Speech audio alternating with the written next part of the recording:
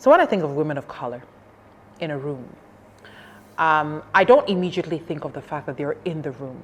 I think of what it has taken for them to be in a space, to occupy the space, to be heard, to be seen, to be acknowledged. And I'm consistently reminded that it is a constant struggle, and we see them everywhere. We read the stories, we watch them on television, we read them in the books, we read about them in our history books. There's a modern woman of color, a woman of color of today that is contributing to how we think of ourselves as pivotal, you know.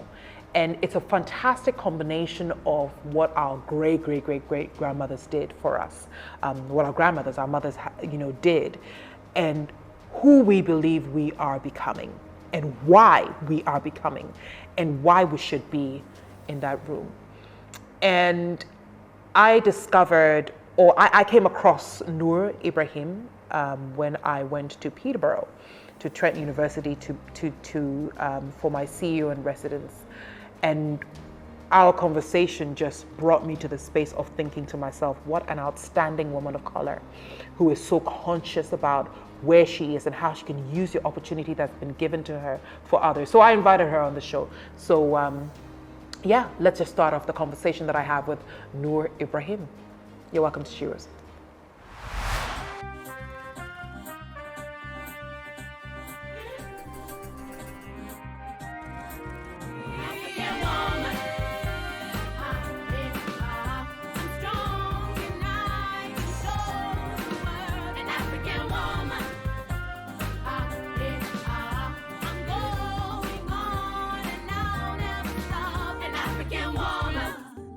Noor, thank you so much for being on Shiro's. Thank you so much. It's an honor to be here, and I'm very happy you thought of me. Well, of course. I mean, women like you are absolutely laudable. In my intro, I was talking about women of color being in that room. And to me, my thought is, oh, okay, that's a woman of color. But my thought is what it must have taken for her to be here. But before I come to that conversation, I want to establish the fact that you're African, you're from Egypt, but you're also a global citizen.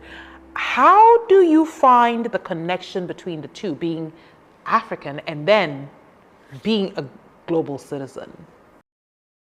Thank you for that question. I think it's a great discussion to have with people like me, because I feel like, and as I found through conversations with people like myself, is that there is always a struggle to connect those two, or to even kind of like find that global citizen identity that you speak of. I am Egyptian, but I was born in Saudi Arabia, and I've lived a big portion of my life there. I've never lived in Egypt for, more than 6 months at a time. And so it was just visiting kind of that place that I do call home, and is my home country, and is where I'm from, and that's where it says it on my ID. But feeling that disconnect where you live in a different country and you're kind of like more than the diaspora, I guess, and trying to grapple with your roots. And I feel like moving to Canada for post-secondary education in 2015 helped me actually grapple with my identity as an African woman, and recognizing that, hey, it's okay if, I feel very deeply connected to this country that I've never lived in, and yet I could still embody it just as much as somebody else who has lived in Egypt or was born and raised in Egypt does embody it. I feel like, in a way, it was kind of like a psychological thing where you think you are less than because you haven't gotten the experience or the full ride that other people have went through living in your country. But moving to Canada definitely helped me make that connection. Noor, in this mix, how have you identified your voice? I mean, you wake up in the morning, you look at yourself in the mirror. What's the texture of that voice? How have you identified it? I will admit that this is something that I still to this day struggle with, but I do think that I've come a long way, and that is something that I want to cheer myself for or congratulate myself for, because that keeps me going into better recognizing and acknowledging my identity. But I think in general, to answer your question, I feel like for me, the biggest part was struggling to showcase my identity, or to know when to showcase my identity and when to not. I feel like for the most part, almost all of the women that I've met that are from Africa or from just a different country than Canada have always excelled at showcasing who they are unapologetically. You know, when they walk in the room, their identity walks in with them. You have no question as to who they are because they make it very clear who they are and that they are proud of where they come from. And I feel like for me, that was a struggle because, you know, as a person of color, as a woman, and I'm sure you understand this absolutely well as a Black individual, is struggling with that concept of, or that self-doubt of you perhaps being the token hire, or the person that, you know, the employer really needed just to diversify the workforce, and that you didn't work hard for where you are now. And so for me, when I was younger and when I first came to Canada, I thought that the perfect remedy to this situation would be, oh, I just won't tell anyone where I'm from. I won't lie. I would never lie. If you ask me, I'll tell you. But I just won't showcase it. I won't talk about it. It'll never come up in a conversation unless you ask. And if nobody knows, then nobody will doubt me, right? Maybe they'll just think I'm just like them, right? But obviously, you find out very quickly that there is no remedy to such a thing, and that that would never work. And that as a woman and as a person of color, you will always be doubted in perhaps every setting that you walk into. And that hiding who you are may only hurt you and the person that you want to become in the future, but it certainly doesn't help the situation that you're in. And so now I've become more comfortable in you know, talking about my roots, like, hey, back home, this is how we, you know, host dinners, and this is how we greet people at work, and, you know, making those comparisons between here and there and sharing that with my coworkers and my peers.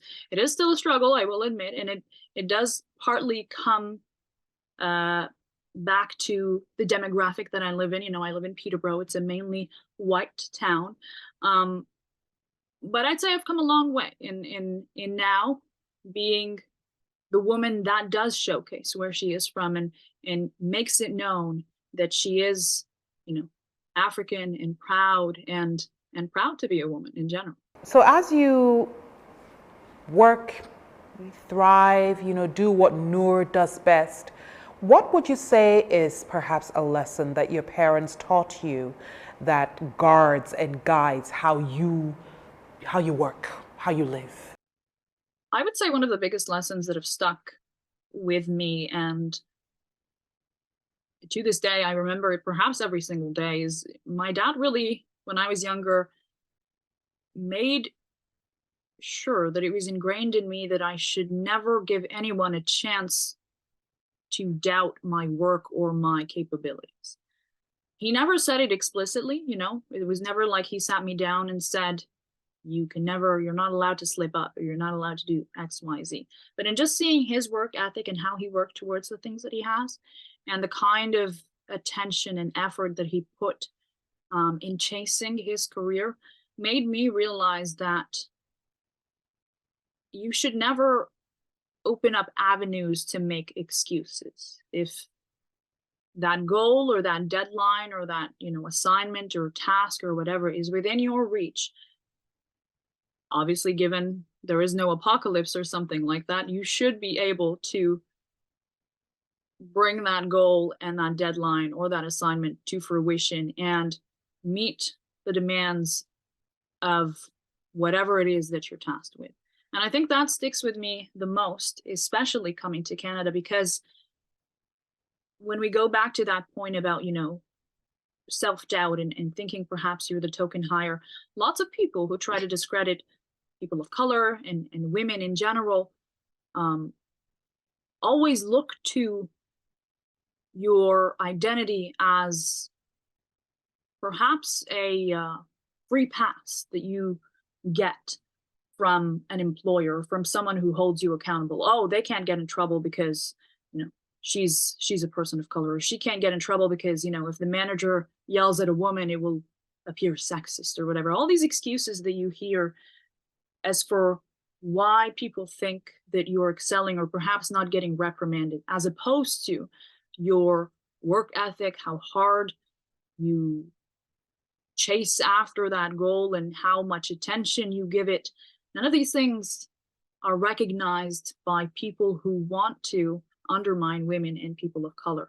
And I think that is why that lesson is so important, is because I feel every day in my life, even if I go home feeling, subpar, or that I didn't achieve exactly what I wanted to achieve in that specific day, I know for a fact that there is no way for somebody to doubt the amount of effort or the passion that I put into the work that I did that day. And that is my promise to myself, to make sure that I know in my heart that no one can discredit me after the things that I've done, regardless of my identity. Noor, now that you are who you are, and I celebrate this confidence, I celebrate this eloquence and this clarity of mind and this effort and this extraordinary work ethic, what would you say to your 16-year-old self?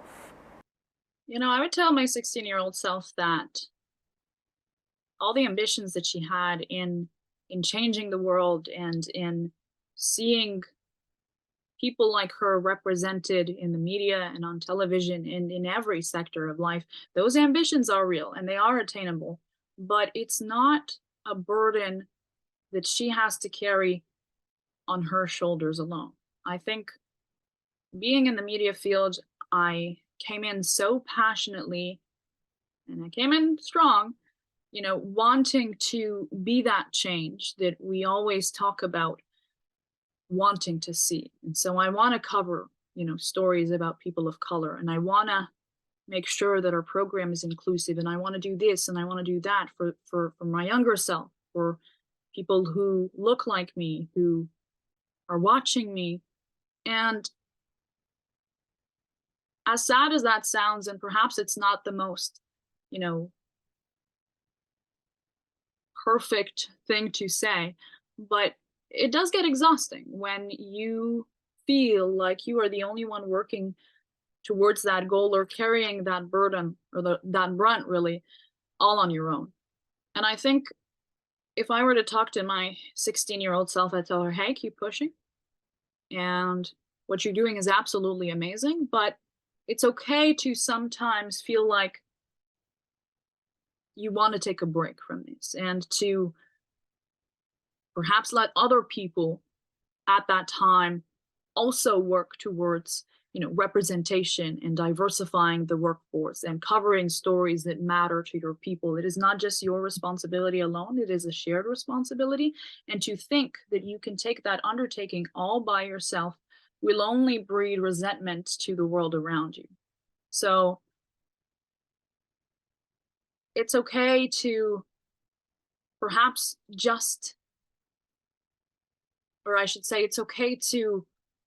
it's okay if the only way that you're fighting for representation and for your identity is by just being yourself. Because simply showing up to work and working hard as a woman and as a person of color, that on its own is a representation of what women are capable of, and in its own is strength for many generations to come. You can go above and beyond and work towards change, but if it gets too hard, being yourself is also change. We'll be back with Noor IBRAHIM on Sheroes after the break. The world of Anita Erskine Sheroes gets more exciting by the minute. I mean, I meet all these women, both online and in person. When we go around the world, we call it Anita Erskine Sheroes, globally speaking. And whenever you find us one-on-one, of course, it's a conversation worth having. But whatever it is, don't forget to subscribe to Anita Erskine Network on YouTube. Click on that bell button so that you can get notified whenever there's a new episode of Anita Erskine Sheroes up and live. Of course, it's every Thursday at 1900 hours UTC. Our women are speaking. Are you listening?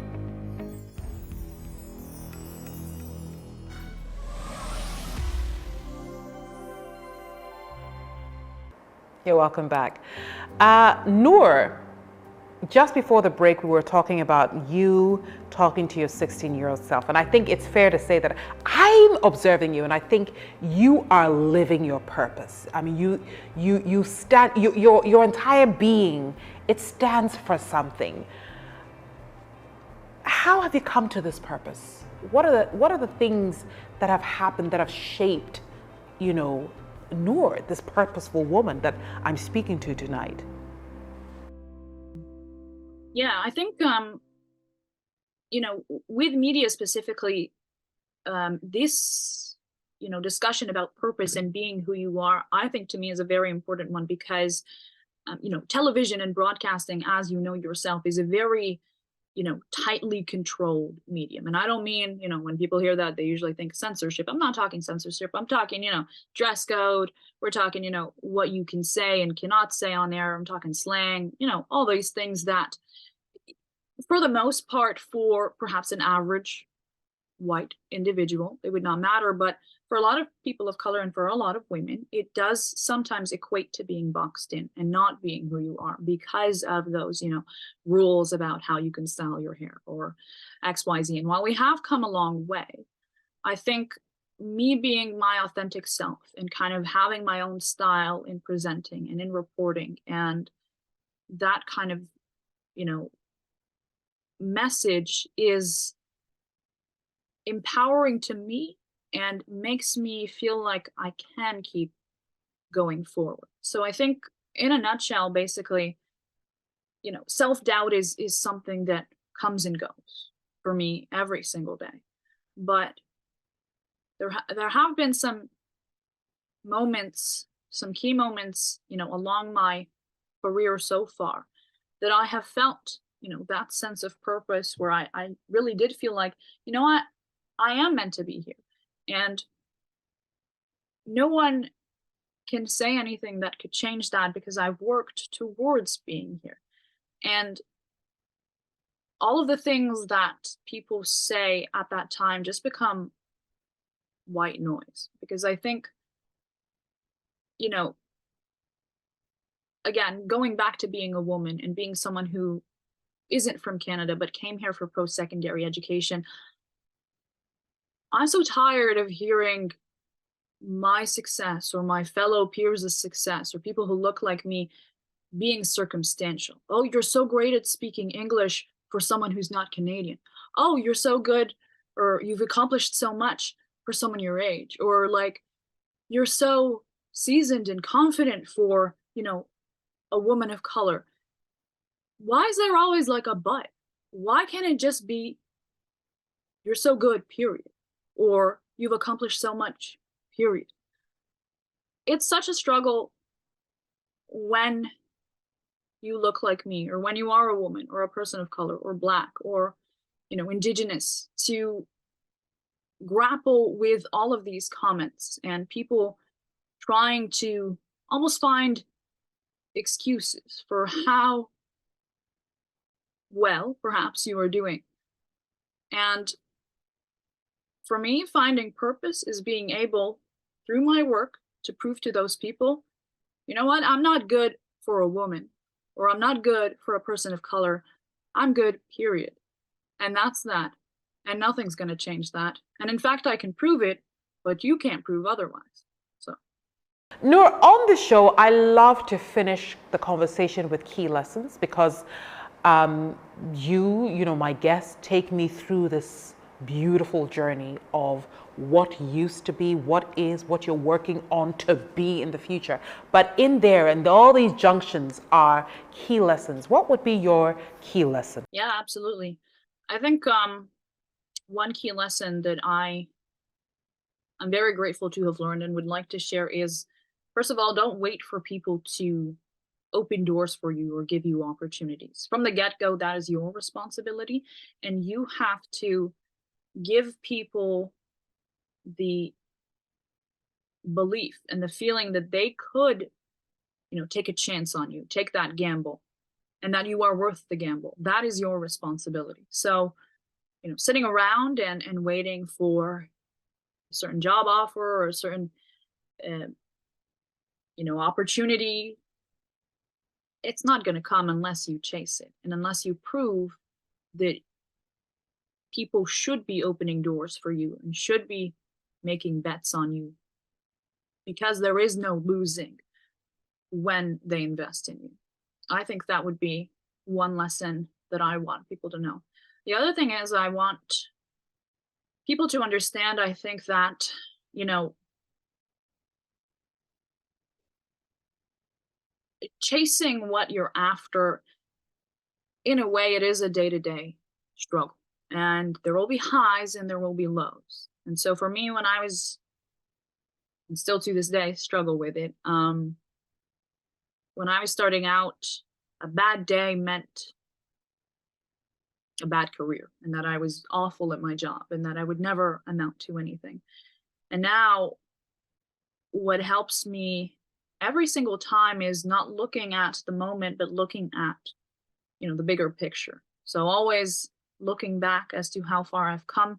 And perhaps even, sometimes it's funny almost to pull up some of my old work and see how interesting it was back then and how it's changed over, the course of days or months or years. And that always, while it may not put me in 100%, the best mood ever, it does get me going to kind of say, you know what, I'm having a really bad day, but it does not at all reflect my entire career and the years that are to come. And I already recognize that I've come a long way. And that to me is enough. I think believing that how far you've come already is good enough. And yes, you can always work towards achieving more and doing better, but believing that the right now is okay and is acceptable and is great, that I think could be helpful for many to keep going every day. Oh, if we could all believe in the now and compare it to the then and see that we have made progress. We'll be back after the break with Noor IBRAHIM on Shiro's. The world of Anita Erskine Shiro's gets more exciting by the minute. I mean, I meet all these women, both online and in person. When we go around the world, we call it Anita Erskine Shiro's Globally Speaking. And whenever you find us one-on-one, of course, it's a conversation worth having. But whatever it is, don't forget to subscribe to Anita Erskine Network on YouTube. Click on that bell button so that you can get notified whenever there's a new episode of Anita Erskine Shiro's up and live. Of course, it's every Thursday at 1900 hours UTC. Our women are speaking. Are you listening?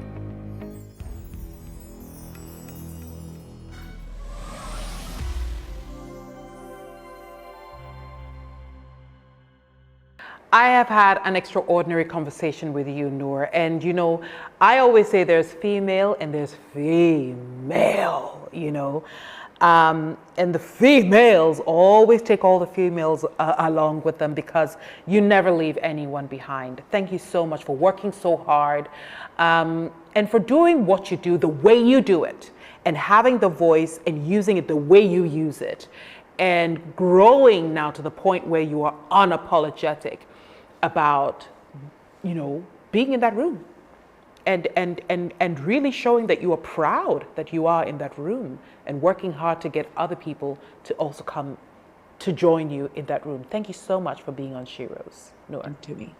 Thank you so, so much. Is it possible for me to say one last thing, if that's okay? Of course, go ahead. Thank you so much. I just want to say that, one of the biggest things that I have come to realize,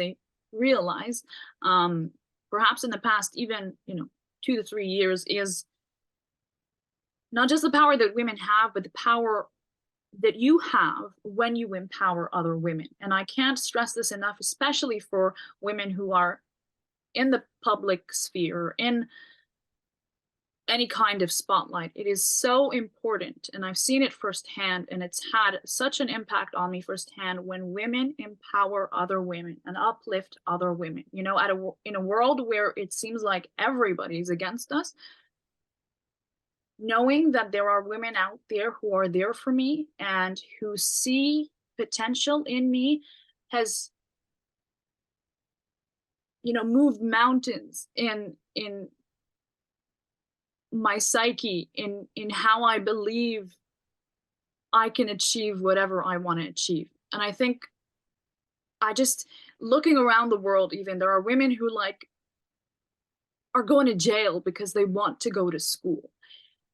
And just looking at that, every day I'm reminded and see examples of how much women are capable of, not just about surviving, not just about getting through hardship and trauma, but they survive and accomplish. They survive and add to, the community and to the world. It's like women are magic, and to not take the opportunity to see another woman who is magic and tell her that she is magic, to me is an opportunity wasted. So I think something that has really, really impacted me, and I hope really continues for every woman out there, is when you see a woman that is inspiring and somebody that you just stand so awestruck by, watching them from a distance, please let them know, because there's nothing more beautiful than that, and knowing the kind of power that they have so that they can also pass that message on.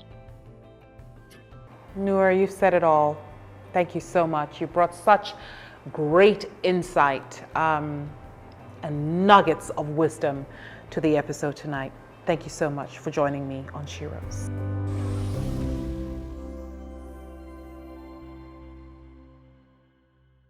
It's a boss lady thing.